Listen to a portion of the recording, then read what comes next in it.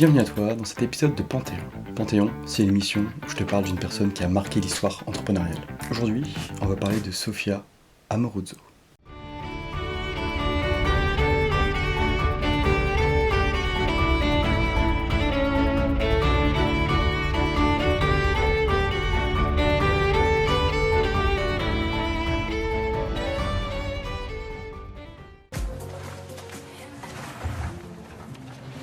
Hi, I'm Sofia Amoruso, founder and CEO of Nasty Gal. Before I ran a multi-million-dollar fashion company, I was a shoplifter, a hitchhiker, and a dumpster diving freak-in with a nose for bagels. Ok, imagine, t'as 22 ans, t'es complètement fauché, t'as jamais réussi à garder un seul boulot plus de 3 mois, et tu vis en squattant les canapés de tes potes. Ta vie, c'est un mélange entre Pékin Express et Koh-Lanta.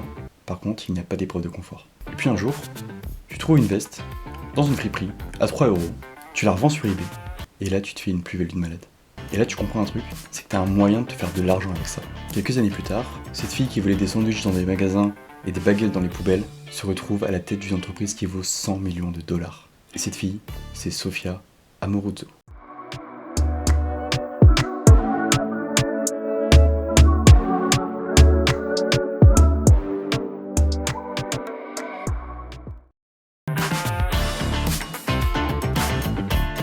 Sofia Amoruso, née en 1984 en Californie, et dès le départ, c'est le chaos. Ses parents sont du genre bohème, un peu paumés, ils vivent dans une petite maison sans réelle stabilité financière. Sofia, c'est une enfant difficile, pas méchante mais elle a un trouble de l'attention, et surtout, elle ne supporte pas du tout l'autorité.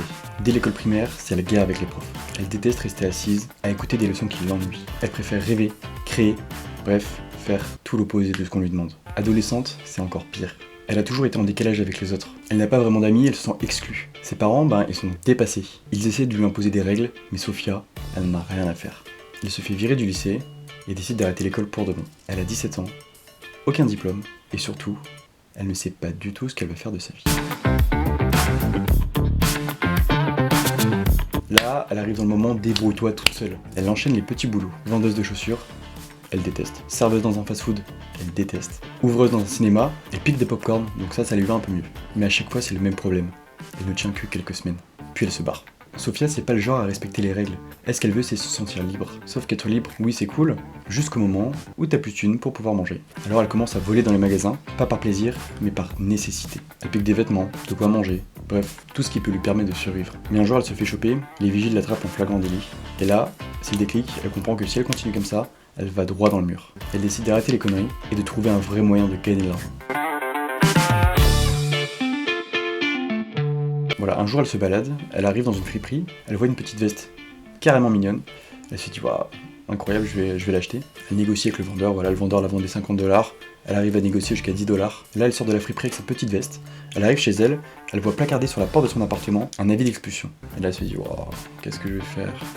J'ai pas d'argent, je peux pas payer, qu'est-ce que je vais faire?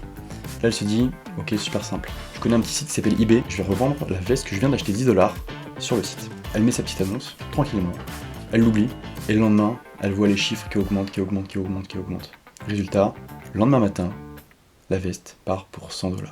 C'est là où elle comprend, où elle commence à se dire, ok, je tiens un truc. Elle commence alors à chiner dans toutes les friperies qu'elle connaît pour aller chercher un maximum de pépites. Elle les customise, elle les met en valeur, elle prend des photos un peu stylées pour les mettre sur eBay, puis elle les revend beaucoup plus cher. Petit à petit, son business décolle, elle ouvre une boutique en ligne, Nasty Gal, et elle crée une vraie communauté.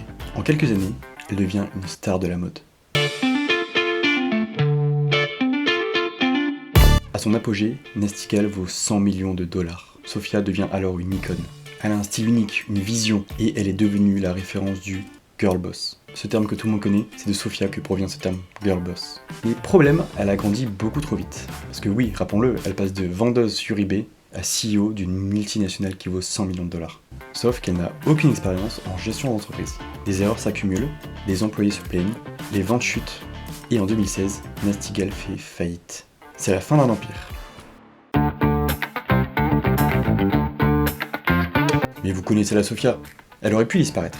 Mais au lieu de ça, elle écrit un livre sur son parcours qu'elle a bien évidemment appelé Girl Boss. Le livre devient un best-seller et se traduit en plusieurs langues et Netflix la contacte pour en faire une série. Elle lance aussi un média et des conférences pour pousser les femmes à entreprendre. Aujourd'hui, elle a laissé la mode derrière elle, mais elle investit dans des startups, elle donne des conseils aux jeunes entrepreneurs, mais surtout, elle continue d'être une girl boss.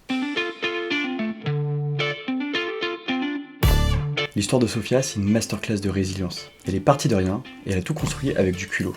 Et même quand elle a tout perdu, elle s'est réinventée. Et c'est ça, être une vraie girl boss.